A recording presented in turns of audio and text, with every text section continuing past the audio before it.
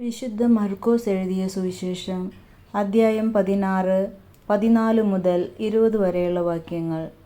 ശിഷ്യഗണത്തിന് പ്രേഷിത ദൗത്യം. പിന്നീട് അവർ 11 പേർ ഭക്ഷണത്തിനിരിക്കുമ്പോൾ അവൻ അവർക്ക് പ്രത്യക്ഷപ്പെട്ടു.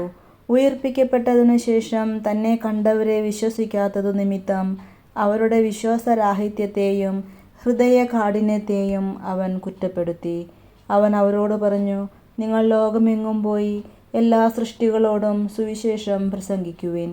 വിശ്വസിച്ച് സ്നാനം സ്വീകരിക്കുന്നവൻ രക്ഷിക്കപ്പെടും, വിശ്വസിക്കാത്തവൻ ശിക്ഷിക്കപ്പെടും.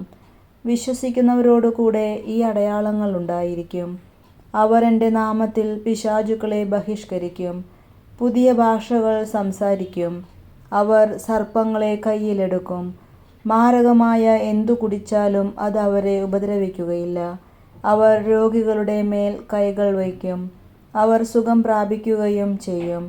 കർത്താവായ യേശു അവരോട് സംസാരിച്ചതിനു ശേഷം സ്വർഗത്തിലേക്ക് സംവഹിക്കപ്പെട്ടു.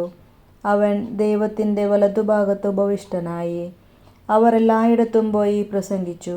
കർത്താവ് അവരോടുകൂടെ പ്രവർത്തിക്കുകയും അടയാളങ്ങൾ കൊണ്ട് വചനം സ്ഥിരീകരിക്കുകയും ചെയ്തിരുന്നു.